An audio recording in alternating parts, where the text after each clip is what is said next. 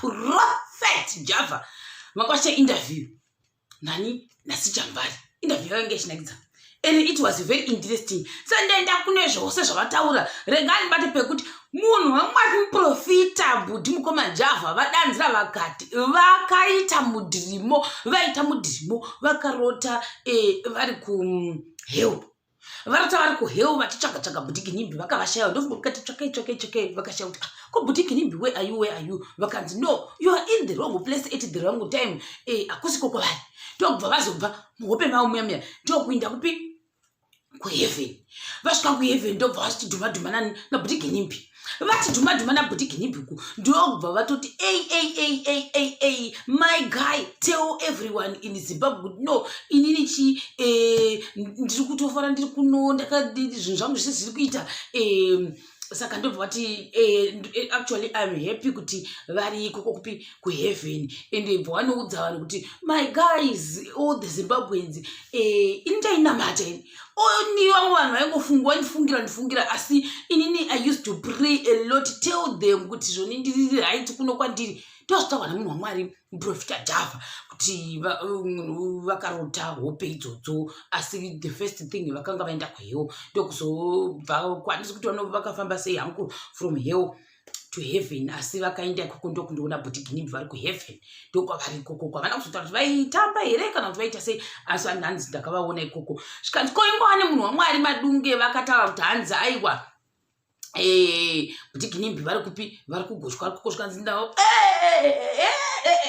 vamwe vanhu vanonge vachibhema ndofunga hatizi kuti zvezvo vanonge vachibhema izvezvo vazviramba vavana kutomboda kuwana nezvabuti munhu wamwari muprofita marimungweti zvida kushata vanhu vese vanonge vachiona in their own realms tinenge tichingoti mwari vakanaka asi izvozvizvo ndofunga ndo profesi kana kuti ndo mudhirimo washoka vanhu ndofunga during that live stream ndo zvandokwanisa kutaura nepamwe futi pandabata pekuti panzi ko relationship nemunhu waekera murandakadzi Kate family chii chakaitika your relationship yake chii chakaita kuti iite go sour or went sour zvikanzi ndiekere ndifananzei vanhu velevel rangu kati Jesus ndo vaenda nhasi vanga vakaipirwa zvavo munhu wamwari muprofita Java ngati ndifananzei munhu mulevel rangu. Which relationship are you talking about? Okay, hazvina kushata ndikati saka kuda kundotorwa naku kuairport yanga iri mistake I don't know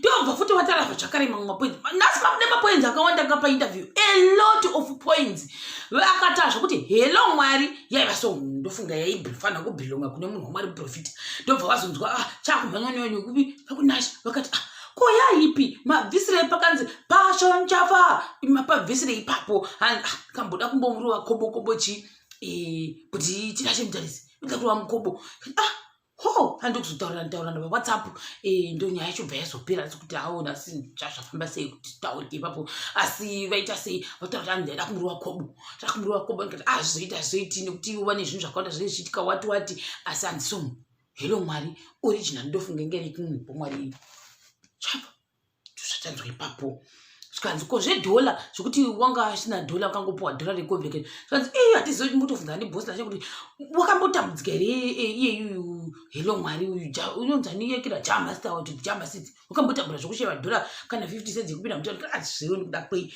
zvikanzi neuyo ndanda kuzviona kwabody plot mako zvikanzi hello mwari was a song under my stable was shocked when it came out it came out with an hashtag. My tag was removed. Izvi zvematagi zvatizoziva kuti chitagi chemuhuro here chechikwangwani kana kuti chechi ndo zvatiri kunyatsanzwisisa kuti zvezvi chireva kuti chii zvikanzi I confronted them, wanted to pursue it. Nash begged for peace, had to do a remix.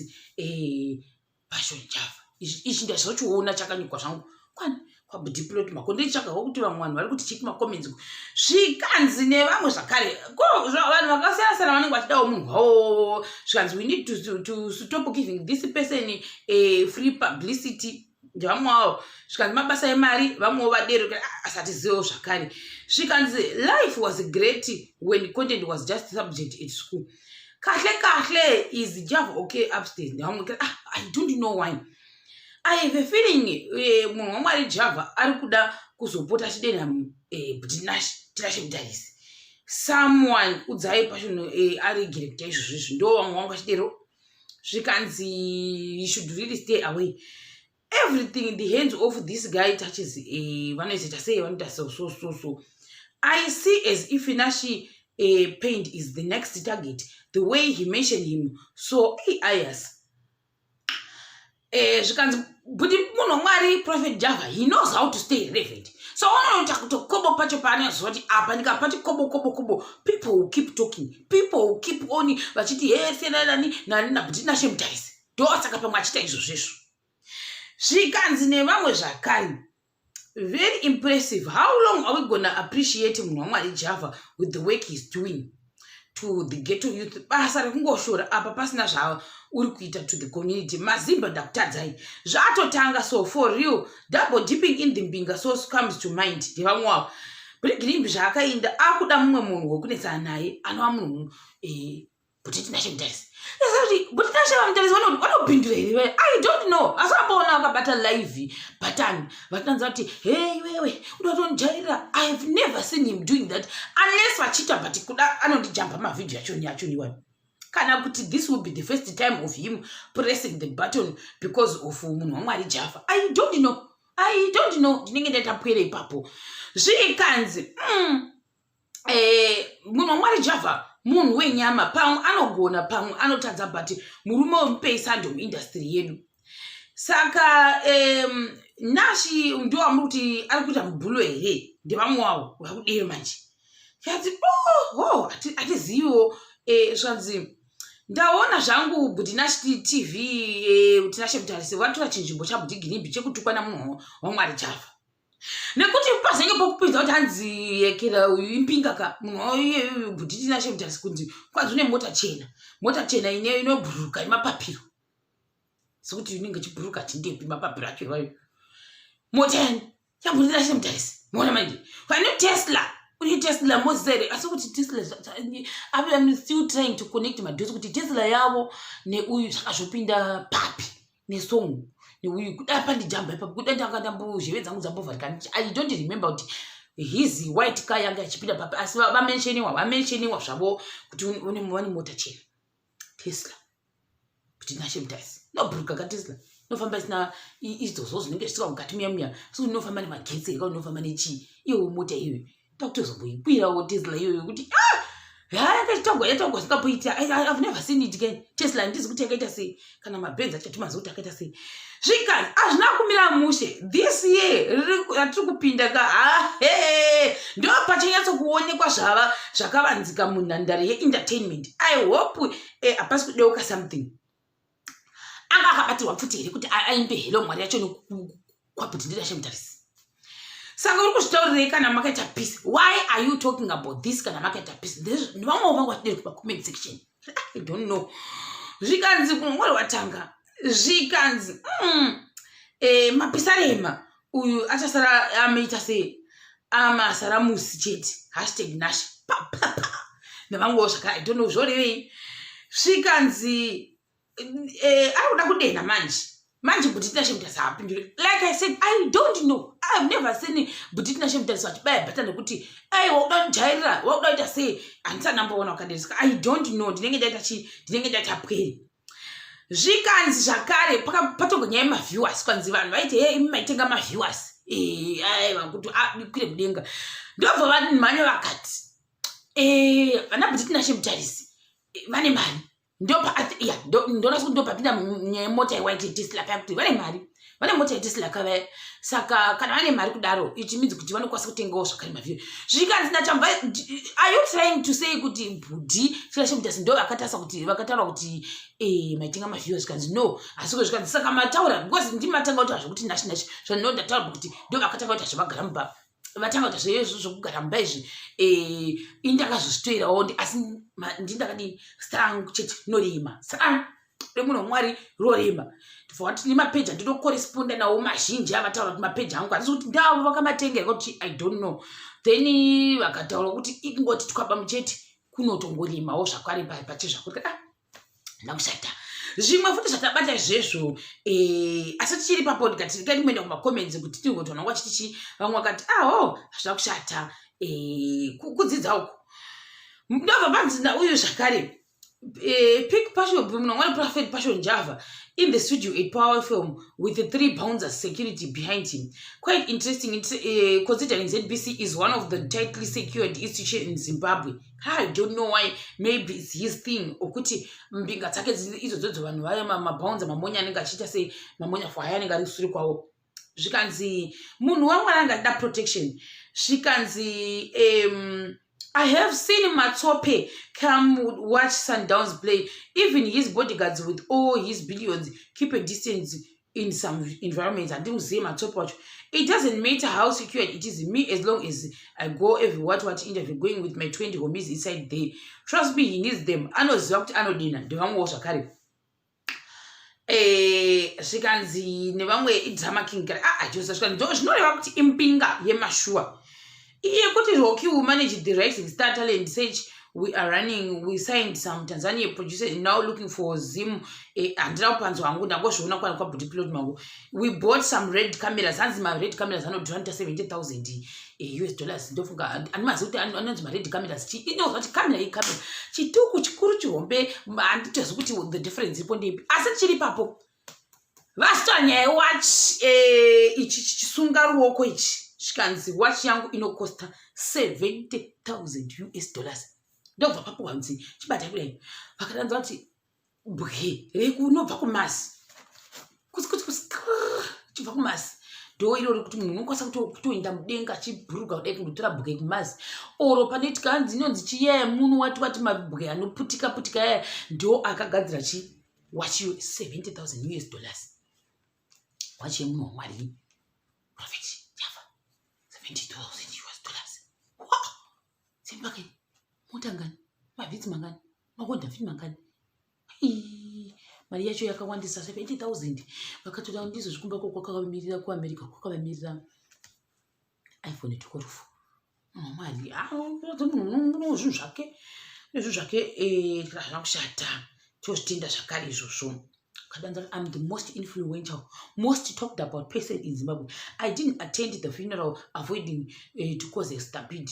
Is my statement because that is society. Like I said, Pataurika Shakawanda Panayo Asa Batarota, Ninda Kanda Kanobata Maoko say yes, and Panamuna Katudan got teacher Passion Java, what Ashika, yet Nansindandipo. It's true though. We may have different feeling towards him, but we can't stop the reality. He's more influential and true. He draws more attention. Wow, you ever wish someone could get a killer? True, he was going to cause something serious, judging from the way people have been acting around him a few days ago. Pinocchio. High school kana utanzi manjaiva yaka machi ndoni kine mnaona kuti wanga vakawondoroka zvavo saka hanzi Pinocchio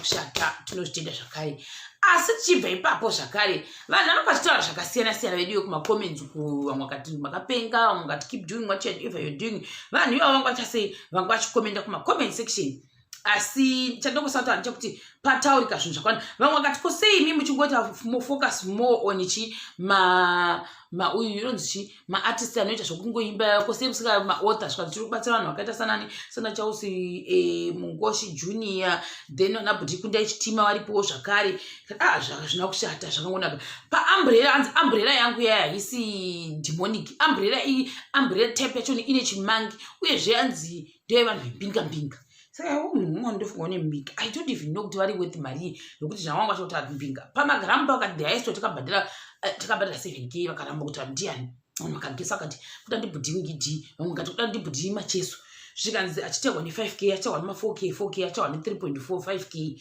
kati saka that was a lot of money ndobva wadanza kuti zvinhu zvese pandinongopedzawo gore richipera ndinobva ndaita sei zvinhu zvese kuda kuti musi wa31 December zvese zvavaishandisa izvi vanoita giveaway wosvipa mwana kubva kuhembe kuwachi kumota dzimwewo wakati Rolls Royce ndakatoipa someone mabhenzi vakazvipa someone vakati kuti even wachi yaya yakambobiwa yaya vakaipa futi someone hembe chaidzadzo vanodzigovera kana vakupira munew year zvakangonaka zvikanzi ko 10 million Gucci deal ramaitaura iri makariwana sei zvikanzi no madhiri paindaneti ekungowatisana tikati hazvina kushata so true hako havana kuri gwina iro dhiriro tikati hazvina kushata zvakangonaka asi pane zvandabata nekuti hanzi kana zvikaita zvakanaka muna January vari kunge vachidzoktora zvinhu zvavadzokera Zimbabwe sazoti vari kuda kuti zvilokete kuti kudii hanzi nekuti iwo tanzi inini handina citizenship yekuAmerica by marriage nditongoriwo necitizenship yangu itori different kana zvakangonaka saka vakuda kudzoka kuZimbabwe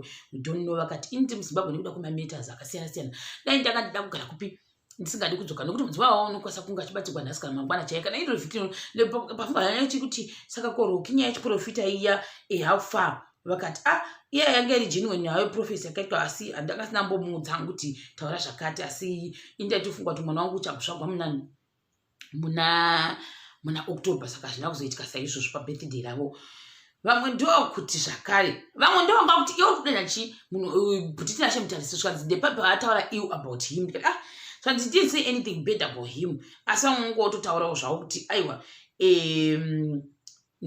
this man is bodyguards vanhu kuma-comment section vangotaura zvakasiyana siyana zvikanzi this guy mafanisi zvake but he has men respect and anosupport tikanzi I used to help hanzi unobatsira here tanikwanise I think apo panongota nyaya yekuti panhu vanongada kuti ndine chakati anorwara wangu ndandaimboshita but wozoti munhu inhema ndingangotorawo chimwe chipicture ongoti munhu ari kudai ari kugwara kana kuti achireva nhema vamwe vakashamisa kuti are you sure kuti mugirini wachako ikaita 70 kuti nyepera vamwe wavo tikanzi makuda zvokutomudza nekuti nemari yake zvikanzi Pinocchio is known for lying nevamwe wavo zvikanzi Pinocchio here vedwe zvikanzi vanhu uyai vedwe nikirikini munhu wenye atanga zvikanzi kushaya mari kwakaipa vamwe ndokuti twaba maititsemu zvikanzi munhu wamwana angada level rake mapisa rema ndinopisa ndo zvangataura zvikanzi kunzi nzinzi gore rinoyanzi igore renyuchi